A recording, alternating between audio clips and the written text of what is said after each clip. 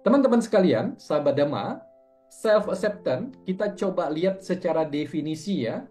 Kalau secara umum saya juga ada di dunia akademik, di dunia pendidikan. Dalam dunia pendidikan, sahabat Dhamma terutama yang mungkin latar belakangnya dari Nalanda maupun dari pendidikan lainnya, biasanya kita dimulai dengan definisi. Dengan definisi, jelas dulu apa yang dimaksud dengan istilah-istilah yang dibicarakan, sehingga understanding atau pemahamannya sama atau setara, pembicaraannya menggunakan basis atau dasar yang sama. Nah, secara definisi, diambil dari pengetahuan umum, pengetahuan populer yang banyak diterima orang. Self-acceptance yang diartikan bahasa Indonesianya penerimaan diri, itu adalah kesadaran akan kekuatan dan kelemahan diri. Jadi, seseorang yang memiliki self-acceptance atau penerimaan diri, dia menyadari diri dia itu berbagai kekuatan, kelebihannya apa, kelemahan, kekurangannya apa. Kemudian, seseorang yang sudah memiliki self-acceptance, dia mampu melakukan penilaian secara realistis. Realistis artinya apa adanya atas hal-hal yang ada di dalam diri dia secara umum. Oh, saya ini kalau untuk hal-hal kayak gini, saya cukup pede, saya cukup lancar, saya cukup fasih. Tapi kalau untuk hal-hal ini, melakukan ini, dan seterusnya, saya enggak deh. Kayaknya saya enggak cocok, saya enggak punya kemampuan di situ, misalnya. Jadi dia bisa menilai diri dia secara apa adanya, tapi penilaian yang bentuknya umum gitu ya. Kalau public speaking, berbicara di depan umum, cukup banyak orang, enggak deh, nanti bisa ngeblank saya misalnya gitu ya. Tapi kalau untuk menulis, untuk apa namanya, berbagi di forum kecil, masih oke. Dan seterusnya. Kemudian, sahabat Dhamma, self-acceptance yang jika seseorang sudah memiliki, maka orang itu bisa menerima dirinya dalam kata-kata yang lebih lebih apa namanya lebih mendasar. Dia bisa merasa puas. Penerimaan diri itu ditandai puas terhadap diri dia di saat sekarang, meskipun balik lagi dia tahu ada berbagai kekuatan, ada berbagai kelemahan, ada kelebihan, kemudian ada hal-hal yang masih kurang. Dan dia tahu diri dia itu kira-kira seperti apa. Nah, jadi sahabat Dhamma, kita pastikan sama dulu ya pemahamannya ya. Self-acceptance yang disebut penerimaan diri, dia tahu diri dia seperti apa, lalu dia bisa menerima dirinya. Ringkasannya demikian. Kemudian, bagaimana kita bisa menilai tanda atau ciri seseorang itu sudah belum memiliki self-acceptance? Nah, dalam studi yang saya lakukan, salah satunya yang cukup apa namanya cukup kentara, kalau seseorang sudah memiliki self-acceptance, maka dalam diri dia muncul security, perasaan aman. Security adalah kata benda, dalam kata sifat itu adalah secure. Pernah sahabat Dhamma mendengar? Nah, tapi biasanya bukan secure ya. Yang sering didengar adalah insecure. Sangat mungkin sahabat Dhamma pernah dengar atau merasa mungkin ya dalam dirinya ada secure atau insecure itu. Security atau perasaan aman, bagaimana seseorang itu cukup pede, pede percaya diri maksudnya, kemudian nyaman, oke gitu dengan dirinya, oke-oke aja, kemudian tidak mudah gugup dalam situasi yang baru, ketemu orang yang baru, dan seterusnya. Lalu, orang yang memiliki security, perasaan aman, dia pada saat berinteraksi, berelasi, berkomunikasi dengan orang lain, dia bisa memposisikan dirinya dengan baik atau cukup baik. Ini adalah salah satu ciri atau karakteristik seseorang yang sudah memiliki self-acceptance. ada perasaan aman terhadap dirinya atau security. Sebagai catatan, sahabat Dhamma, kalau orang yang insecure atau orang yang memiliki insecurity, ketidakamanan, ciri-cirinya apa? Kurang pede, mudah gugup, kikuk, canggung, salah tingkah, serba salah, and the gang, dan teman-temannya ya. Jadi kalau kita lihat orang kayak begitu, oh dia ini tipikal yang insecure. Ada insecurity, ketidakamanan di dalam dirinya. Sekarang, sahabat Dhamma, kita ke definisi yang kedua, istilah yang kedua. Kan judul kita adalah self-acceptance dan kebahagiaan dalam kehidupan. Definisi kedua, kebahagiaan, secara umum nih, secara umum, walaupun definisi kebahagiaan itu banyak.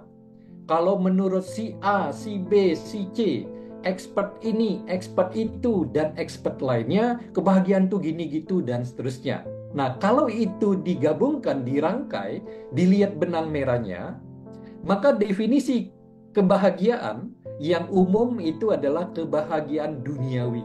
Artinya, bagaimana kita hidup di dunia ini, kemudian kita merasa bahagia, itulah yang biasanya dibicarakan sebagai kebahagiaan orang pada umumnya. Itu adalah satu, orang mengartikan kebahagiaan itu rasa senang, puas, tentram hidupnya. Tentram itu biasanya dikatakan lahirnya secara fisik tentram, kemudian secara batin, secara pikiran itu tentram. Nah, orang dengan perasaan seperti itu, senang, puas, rasa tentram, itu dikatakan bahagia, sudah berbahagia. Kemudian ada lagi yang mengatakan kebahagiaan itu hubungannya dengan keberuntungan. Beruntung, bekerja beruntung, belajar beruntung, ketemu dengan orang-orang lain beruntung. Banyak hal-hal baik yang dia terima, alias dia beruntung. Itu dikatakan kebahagiaan. Lalu, secara umum, orang-orang mengatakan juga kebahagiaan itu berkaitan dengan kemujuran. Ya, keberuntungan dengan kemujuran 11-12 lah ya, depan belakang, itu sangat mirip. Jadi di sini kita simpulkan, secara umum, orang mengaitkan kebahagiaan itu secara duniawi, kehidupan ini. Bagaimana kita merasa senang, merasa ada unsur kebahagiaan, ada unsur kegembiraan, ada unsur kesenangan, ada unsur ketentraman. Bagaimana merasa beruntung, merasa mujur dalam kehidupan ini. Itu secara umum atau populer. Sahabat Dhamma, bagaimana kalau kita mengutip, kita menelaah ajaran Buddha, salah satunya dalam Anguttara Nikaya 180, dikatakan bahwa ada kebahagiaan duniawi, sukha. Kemudian ada kebahagiaan yang hakiki atau nibbana. Dalam terjemahan yang ada, dalam penjelasan yang ada, kebahagiaan duniawi itu dikatakan kebahagiaan dengan mata kail yang berumpan. Kira-kira maksudnya, kebahagiaan duniawi itu karena masih dilandasi nafsu keinginan, dilandasi dengan loba, dosa, dan moha yang melingkupinya, maka itu menjadi mata kail yang ada umpannya, ada buntutnya, ada konsekuensinya di kemudian waktu. Nah, kalau secara agama Buddha, bicara kebahagiaan hakiki, itu kebahagiaan yang ada yang bilang ultimate goal misalnya gitu ya. Padahal nibbana itu kan bukan satu tujuan, bukan satu tempat, bukan satu posisi. Kita katakan kebahagiaan hakiki, nibbana. Itu masuk kategori kebahagiaan. Sahabat Dhamma, saya ingin mengajak kita untuk melangkah kepada poin yang ketiga. Poin pertama, self-acceptance. Poin yang kedua adalah kebahagiaan. Poin yang ketiga, cukup sering kita membacakan Abhinha Pacawekana. Apakah itu dalam kebaktian, chanting secara periodik, ataukah itu mungkin dalam event atau dalam kondisi tertentu. Kutipannya adalah, aku, saya, sahabat Dhamma masing-masing adalah pemilik, pewaris, lahir, berhubungan, terlindung oleh karma kita masing-masing. Apapun karma yang kita perbuat, baik atau buruk, itulah yang akan kita dapatkan, kita warisi akibatnya, sesuai dengan karma atau perbuatan yang sudah kita lakukan. Nah, ini perlu kita pahami, kita ulang-ulang. Kalau kita pahami, kita sering ulang, kehidupan akan lebih mudah untuk kita jalani karena kita tahu apapun yang terjadi dalam kehidupan kita, baik atau buruk, tidak lepas dari karma atau perbuatan kita sendiri. Nah, seseorang atau kita seandainya sudah memiliki pemahaman dengan hukum karma, maka orang tersebut satu, dia tidak menyalahkan orang lain atau makhluk lain atas apapun yang terjadi kepada diri dia. Karena dia paham bahwa berlakunya, bekerjanya hukum karma membawa masalah, membawa persoalan, kesulitan, tantangan, and the gang, dan teman-temannya, itu adalah buah atau akibat dari perbuatan dia sendiri. Entah kapan, entah di mana, entah bagaimana di waktu yang lampau. Kebanyakan kita tidak mengetahui yang lalu yang sudah kita lakukan. Tetapi apa yang terjadi itu adalah bagian dari karma kita. Tidak menyalahkan orang atau makhluk lain. Kedua, seseorang yang memahami tentang berjalannya, berlakunya hukum karma juga tidak menyalahkan situasi atau kondisi. Karena dia tahu, alias apa? Tidak cari kambing hitam. Juga jangan cari kambing putih, juga jangan cari kambing bandot ya. Pokoknya jangan cari kambing, apalagi kambing orang lain. Alias jangan menyalahkan di luar diri kita. Nah, tetapi sahabat Dhamma, ada orang-orang dengan pemahaman hukum karma yang mungkin terbatas, kemudian masuk dalam situasi di mana dia menyalahkan diri sendiri. Kan kebablasan nih, karena tahu apa yang terjadi itu adalah buah atau akibat perbuatan diri sendiri di waktu yang lampau, lalu menyalahkan diri sendiri. Dasar lu ya, memang kamu orang yang buruk dulu. Kamu orang jahat, semua salah kamu. Itu pun bukanlah orang yang punya kebijaksanaan dalam memahami hukum karma. Bahwa apa yang sudah terjadi, apa yang sudah dilakukan, memang kita nggak akan lepas dari hukum karma. Buah atau akibatnya kita akan terima. Tapi bukan berarti kita menyalahkan diri kita yang lampau, yang lalu, kehidupan-kehidupan yang lalu. Tidak demikian. Seseorang dengan pemahaman hukum karma dilandasi dengan pengetahuan yang benar, dengan kebijaksanaan, tidak menyalahkan diri sendiri, orang lain, situasi dan kondisi. Tetapi orang dengan pemahaman hukum karma yang baik, seorang praktisi hukum karma, bagaimana ke depannya? Kalau memang menginginkan lebih banyak hal baik datang, maka mulai dari sekarang dan ke depannya, yuk kita lebih banyak berbuat baik. Itu adalah praktisi hukum karma yang benar, yang baik. Nah, teman-teman, sahabat Dhamma, sudah ada 3 ya, self-acceptance, kemudian kebahagiaan, lalu pemahaman akan hukum karma, praktisi hukum karma yang baik dan benar. Sekarang ada definisi pemahaman keempat yang saya bagikan sebagai dasar kita memahami materi pada malam hari ini, judul atau topiknya. Manajemen diri, self-management.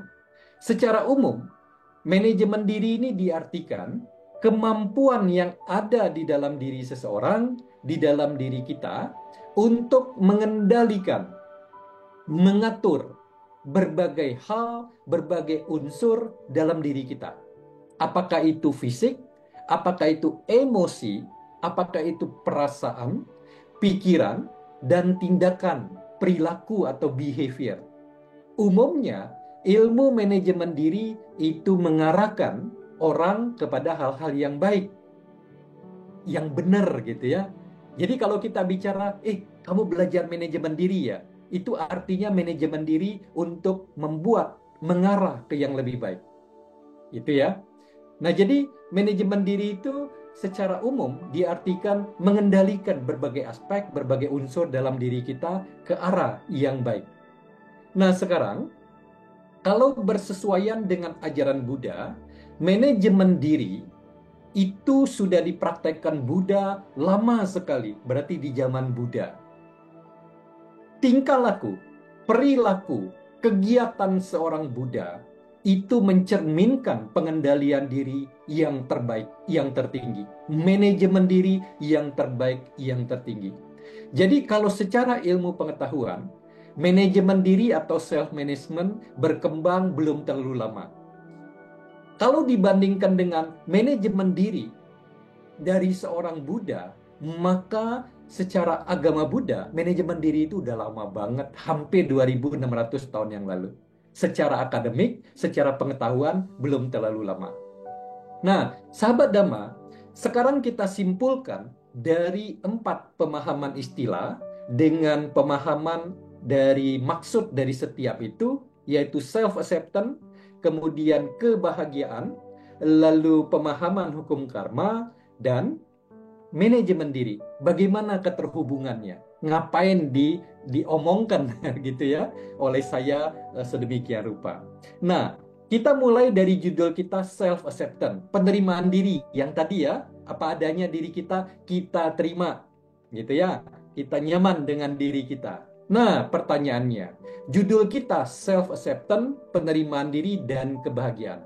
Apakah dengan kita memiliki self-acceptance, penerimaan diri, kita muncul perasaan security, perasaan aman, perasaan nyaman dengan diri sendiri, apakah otomatis kita akan merealisasi kebahagiaan duniawi? Jawabannya adalah no, tidak, cross, tidak demikian gampang. Tetapi kita harus menghubungkan dengan apa? Pahami hukum karma. Saya nyaman nih dengan diri saya sendiri. Saya tahu kelemahan kekuatan saya, kemudian apa-apa hal baik, apa-apa hal buruk dalam diri saya, kemudian saya terima seutuhnya apa adanya diri saya. Plus, pahami hukum karma. Oke, karena memang diri kita dibentuk oleh karma-karma lampau yang pernah kita lakukan. Ya sudah, ini bukan tita, bukan keputusan dari kekuatan lain di luar diri kita. Tidak diri kita sendiri. Kemudian, kedepannya harus gimana nih? Setelah saya terima keberadaan diri saya saat ini, kedepannya harus kayak gimana? Ya oke. Nah, sekarang dari self-acceptance dan pemahaman hukum karma, kita mempraktekkan manajemen diri Buddhis. Yaitu apa? Pengelolaan pikiran, ucapan, dan badan jasmani. Bentuknya apa? 1.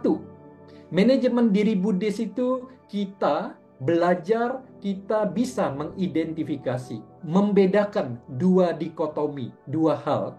1 benar tidak benar, baik tidak baik, pantas tidak pantas, bermanfaat tidak bermanfaat. Manajemen diri Buddhis, kita sebagai Buddhis yang mempraktekannya, kita belajar, kita harus lebih mampu membedakan dua dikotomi ini. Mengapa? Karena dunia sekarang, tidak hanya sekarang, sebelum-sebelumnya juga, kalau kita tidak hati-hati, kadang-kadang mengajarkan kita, mencemari pikiran kita, sehingga yang sebenarnya tidak benar, menjadi benar adanya. Contoh sederhana, bagaimana di jalan-jalan kita melihat orang berlalu lintas melawan arah dari lalu lintas. Begitu sering, umum, kita mungkin melakukannya. Nah, saking banyaknya orang melakukan itu, kemudian dianggap bahwa itu sesuatu yang wajar, normal, bahkan benar. Nah, hati-hati. Kalau kita tidak menjaga diri, sesuatu yang sesungguhnya salah, kita anggap benar karena rata-rata orang melakukan itu. Nah, makanya seorang Buddhis harus memahami dikotomi ini ya, kiri dan kanan. Kemudian, manajemen diri Buddhis itu adalah mengarahkan diri kita untuk menambah lebih banyak yang kiri tadi. Benar, baik, pantas, bermanfaat. Kemudian, manajemen diri yang dipraktekkan seorang Buddhis mengurangi yang sebelah kanan. Tidak benar, tidak baik, tidak pantas, tidak bermanfaat. Nah, kalau kita mempraktekkan ini, self-acceptance, penerimaan diri, kemudian pemahaman akan hukum karma, dengan praktek manajemen diri Buddhis, maka kebahagiaan duniawi akan menjadi milik atau hak kita. Nah, sekarang kita perlebar karena kita mengenal secara ajaran Buddha kebahagiaan duniawi dan kebahagiaan hakiki, maka saya menawarkan konsep yang lain, yaitu sekarang kita katakan mulainya dari sebelah kanan dulu. Kebahagiaan hakiki nibbana. Itu kan ultimate goal, tujuan yang apa ya, paling tinggi, paling puncak, paling ujung bagi seorang Buddhis. Kemudian eh, tetap kita kaitkan dengan self acceptance. Ternyata kalau kita mau menuju kebahagiaan hakiki, kebahagiaan seutuhnya, kebahagiaan apa ya kalau di bahasa Indonesia kan itu bukan self acceptance. Ingat, self acceptance itu masih berhubungan dengan aku, dengan saya. Padahal aku atau saya itu enggak sejalan dengan konsep anatta, tanpa inti, tanpa aku. Siapa aku ini? Kan begitu ya? Jadi, kalau kita menginginkan kebahagiaan hakiki, nibbana, kita harus memahami yang secara bahasa Inggris disebut non-self right understanding. Pemahaman, pengertian benar tentang non-self. Non-self itu ketiadaan aku, ya. Nah, dari sini pertanyaannya, apakah setelah pemahaman non-self, ketiadaan aku itu, otomatis kita bisa merealisasi kebahagiaan hakiki? Juga belum. Teng tong gitu ya. Kalau acara-acara kuis di TV, kalau salah ada bunyi itunya ya, penandanya teng tong, salah, salah artinya. Nah, apa yang harus dilakukan setelah pemahaman tentang anatta itu, maka kita harus mempraktekkan jalan mulia berunsur 8. Kalau ini kita praktekkan secara bertahap dengan baik, mengarah ke jalan yang benar, sesuai ajaran Buddha, maka tingkat-tingkat kesucian itu menjadi terbuka, menjadi lebih mungkin untuk kita realisasi. Betul, entah kapan, entah di mana, entah bagaimana itu bisa kita realisasikan. Tetapi banyak contoh bahwa itu bukan sesuatu hal yang mustahil. Nah, begitu kita sudah mencapai tingkat kesucian arahat, maka kebahagiaan hakiki nibbana itu kan ada nibbana sekarang, nibbana nanti ya, sudah di tapak kaki kita. Bukan berarti menempatkan nibbana itu di bawah ya.